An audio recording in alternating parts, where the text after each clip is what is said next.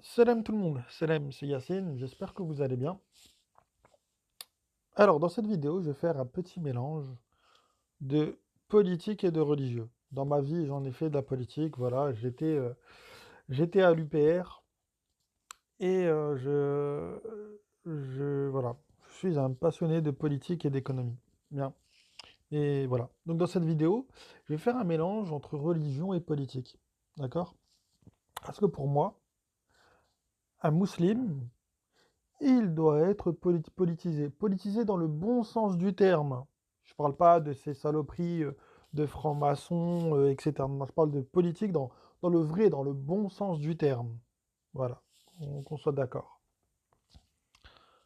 Pour la plupart des gens, le musulman doit être soumis.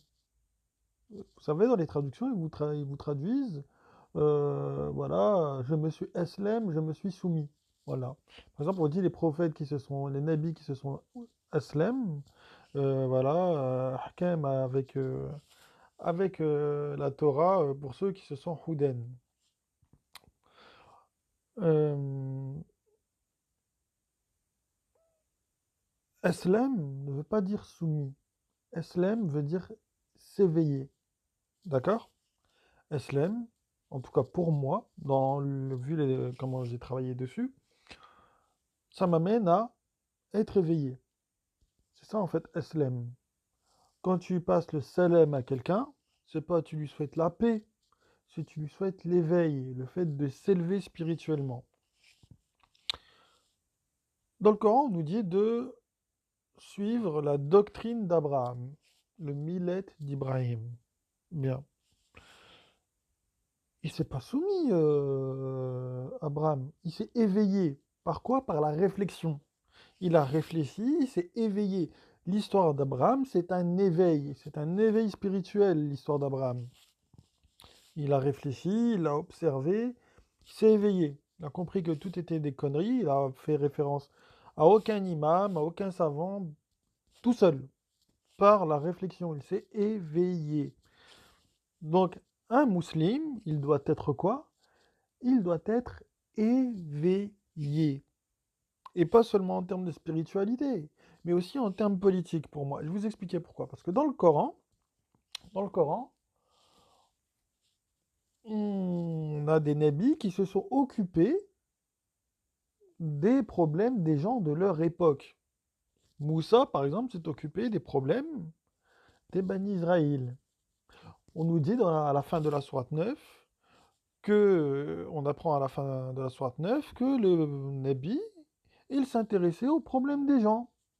Hmm. On doit suivre leur exemple, hein. Je le rappelle, c'est écrit dans le Coran, on doit suivre l'exemple des Nabis. Donc en tant que musulman, on doit être préoccupé par les problèmes des gens. Et s'occuper du problème des gens, c'est exactement la définition de faire de la politique. Sauf qu'aujourd'hui, cette définition, voilà, ils en ont rien à foutre, les mecs. Mais à la base, faire de la politique, c'est ça. C'est s'occuper des problèmes des gens, vouloir régler les problèmes des gens, pour que les gens vivent bien. C'est ça, faire de la politique à la base, je le rappelle, hein. Je le rappelle. À la base, faire de la politique, c'est s'occuper des problèmes de la cité. Normalement. D'accord? Bien. Donc vous le savez, là, dernièrement, là, Emmanuel Macron, donc il a décidé qu'on serait sous couvre-feu. Parce que les hôpitaux, il n'y aurait pas assez de place dans les hôpitaux. Hum. Alors attendez. Hop. Alors, pardonnez-moi, il y avait quelqu'un qui m'appelait sur le Facebook Corancel. Alors, voilà, Macron a décidé qu'on serait sous couvre-feu parce qu'il n'y aurait pas, soi-disant, pas assez de place dans les hôpitaux. Alors moi, j'ai envie de faire ham. Alors, je rappelle, on est 65 millions de Français, ou 67. 65, entre 65 et 67 millions de Français. Bien. Il y a 5000 lits de réanimation pour 65 millions de Français. Il n'y a pas. Non, Macron, il se dit pas qu'il y a un problème de lit. Il se dit qu'il y a un problème, qu'il faut faire un couvre-feu parce que les hôpitaux sont surchargés. Ah bon, c'est quoi le rapport entre le nombre de lits dans un hôpital et le couvre-feu? Hmm. On va réfléchir en musulman, d'accord? En personne éveillée, du coup. Question à se poser. Parce que vous voyez, Abraham, il s'est posé des questions. Donc on va faire comme lui, on va poser des questions. Pourquoi il n'y a que 5000 lits pour 65 millions de Français? Est-ce que ce serait un problème de thune? D'accord, c'est un problème de thune. Où il passe la thune? Où passe la thune? Hmm. Je rappelle que voilà, ça fait au moins 15 ans, voilà, que l'État, enfin, via les directives de l'Union européenne, détruise l'hôpital français. Hmm. D'accord. On donne combien à l'Union européenne par an? 14 milliards d'euros par an. Donc on est contributeur net au budget de fonctionnement de l'Union européenne. D'accord? Bien. C'est-à-dire que si on sort de l'Union européenne, on économiserait ce fric on pourrait en prendre une partie et l'investir dans les hôpitaux pour avoir un nombre de lits suffisant en réanimation en cas de pépin. On pourrait équiper les hôpitaux correctement. Mais non, non, non, Macron, non, lui, il réfléchit pas comme ça. Non, non, lui, la logique, voilà. Normalement, les musulmans, on doit s'intéresser à ce genre de problème. D'accord? On doit chercher à éveiller les gens sur ce genre de problème qui est vital. 5000 lits pour 65 millions de Français. Est-ce que vous trouvez ça normal? Je sais pas. Imaginez, je sais pas, là encore, là, ça va, là, le coronavirus, c'est gentil. Honnêtement, c'est gentil le coronavirus. Ça fait pas trop de dégâts. Parce que si on le gérerait correctement, ça ferait pas trop de dégâts. Si on avait assez de place dans les hôpitaux, on pourrait soigner voilà, tranquillement les gens. Et je rappelle que dans le Coran, on nous dit quoi? On nous parle de la corruption. Dans le Coran. Mhm. On nous rappelle même dans la sourate Al-Baqarah que les croyants doivent lutter contre la corruption, contre ce phénomène. On doit lutter contre la corruption. Il y a aussi un deuxième phénomène qui est en train de détruire l'hôpital en France, c'est justement la corruption, avec les lobbies. Vous savez, Big Pharma. Mhm. Vous savez, les grands laboratoires pharmaceutiques comme Gilead et d'autres. Vous savez ça, voilà. Le lobbying. Vous savez, ils ont donné un joli nom à la corruption. Ça s'appelle le lobbying. Voilà. En vrai, c'est un délit pénal, le lobbying, parce qu'en vérité, ça s'appelle du trafic d'influence, si on parle juridiquement en droit pénal. Et ça, normalement, vous savez, les musulmans, ils doivent lutter contre ça, contre la corruption. Mhm. Question, vous avez déjà entendu un imam vous parler, vous, de la corruption? Hmm. Vous avez déjà entendu, vous, un imam, vous parler des réels problèmes qui se passent autour de nous? Je parle des problèmes importants, hein. Pas des conneries de mariage, ces trucs-là. Non, ça, c'est rien. Ça, c'est du domaine privé.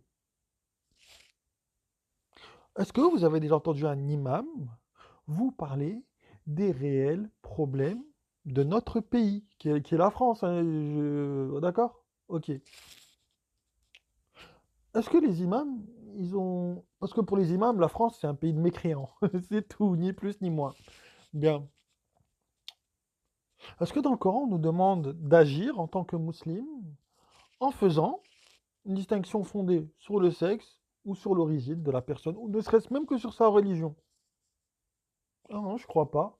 Je crois qu'Allah, il nous dit d'aider ceux qui sont dans le besoin, c'est tout. Quelle que soit son appartenance religieuse, ethnique, ce que vous voulez. Non, Allah il nous dit vous aidez les gens dans le besoin. Hmm. Comment vous voulez aider les gens dans le besoin si vous vous intéressez pas à leurs problèmes en tant que musulman, encore une fois? Hmm. Je pose la question. Combien de musulmans s'intéressent, par exemple, à l'économie? Parce que l'un des faits générateurs de la pauvreté, c'est le système économique et monétaire dans lequel on est. Par exemple, combien vous connaissez de musulmans qui s'intéressent à ces problèmes-là et qui font des propositions? Combien? Combien? Moi, j'en connais pas. Personnellement, j'en connais pas. Combien de vrais musulmans arrivent avec de vraies propositions en matière politique et qui s'est réellement intéressé à des problèmes, aux vrais problèmes, et qui ne vient pas nous faire comme les indigènes de la République du communautarisme. d'accord? Qui propose vraiment des solutions pour tout le monde. Hmm. Il n'y en a pas. Il n'y en a pas. Il n'y en a pas. Donc quand le Nabi dans le Coran nous dit «Oh Allah, mon peuple a pris ce Coran pour une chose délaissée», c'est pas seulement la lecture du Coran qui a été délaissée. C'est aussi ce qu'on nous demande de faire dedans qui a été délaissé. Il est là le truc aussi. C'est que ce qu'on nous demande de faire, on le fait pas. C'est normal qu'on soit dans la merde. Parce que les croyants, ils ne réagissent pas. Nous, les croyants, je vous signale qu'on est responsables devant Dieu, hein. Et on est responsable. À force de rester inerte comme ça, je sais pas si on peut se dire croyant en vérité. Sérieusement. Je rappelle, hein, moi j'ai été viré d'une mosquée parce que je suis venu parler de politique. Pas de politique nationale ou quoi, juste de politique de quartier, de politique municipale. Résultat des courses, les mecs, ce qu'ils ont fait, bah, ils ont voté pour la mauvaise personne et maintenant ils se sont fait douiller. Bien fait pour eux, j'ai envie de dire. Mais bon, non, un musulman, quand vous les entendez, les gens, un musulman, c'est juste quelqu'un qui fait des prières la journée, qui mange pas le mois de Ramadan et qui tourne autour d'un cube. Vous croyez que c'est ça être musulman? Vous croyez réellement que c'est ça être musulman? Hmm. C'est ça. Ça s'arrête à ça. Enfin, en tout cas, là, je parle pour les sunnites. Pour les sunnites, être musulman, c'est quoi? Ça se cantonne à faire vos 5 prières par jour et aller à la mosquée. C'est tout. Et à faire votre jeûne du mois de Ramadan. C'est ça pour vous être un musulman. Les chiites, c'est la même, hein. Les chiites, c'est la même. Les Corans seuls, bon, eux, ils sont un peu plus éveillés.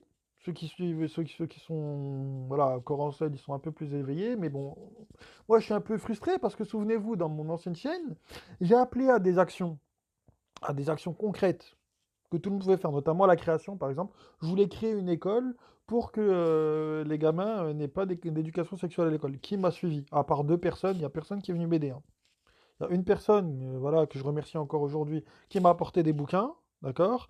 Et une autre qui m'avait trouvé un moyen d'avoir des tables et des chaises. Mais après, quand il s'agissait de trouver un local et de participer, voilà, dès qu'il faut sortir l'argent, il n'y a plus personne. Il n'y a plus personne. Voilà. Donc voilà, donc réfléchissez un peu à ce qui se passe en tant que musulman, parce que vous êtes censé être éveillé. Et l'éveil, il sert à quelque chose. Il faut agir en tant que musulman. Voilà, allez dans les associations, apportez votre aide, voilà, enfin, je sais pas, faites des choses. Surtout un truc, instruisez-vous. Tout savoir est bon à prendre. Si on dit que le savoir est une arme, c'est pas pour rien. Instruisez-vous dans les domaines qui sont réellement importants. Économie, droit, santé.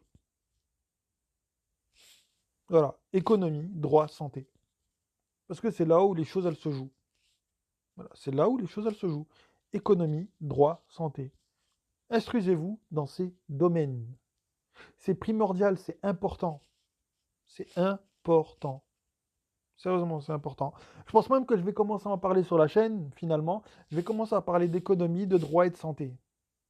Je vais commencer un peu à essayer d'éveiller les gens sur ces questions-là. Parce que là, franchement, ça va pas du tout. Parce que si on est dans la merde dans laquelle on est, soi-disant, on est des gens qui sommes aslem, qui sommes éveillés, soi-disant, hein, soi-disant. Mais ces questions-là, on n'y est absolument pas éveillé, bizarrement. Bizarrement, non, non, non, non. On n'est pas éveillé. Enfin, moi, je parle avec des gens, quand je commence à leur parler d'économie, ils en ont rien à foutre.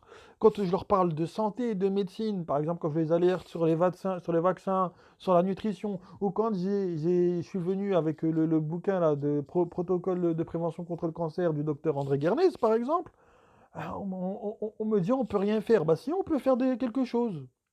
Bah si on commence à boycotter leur bouffe de merde et qu'on commence à aller dans nos mairies, à louer des jardins pour faire pousser des choses, à commencer à nourrir les gens, correctement, hein, correctement, ben peut-être que ça changerait déjà un peu les choses.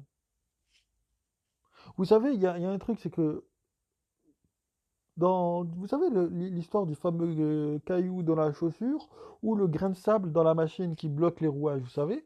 Ben, il suffit juste qu'on soit un grain de sable pour faire chier en fait.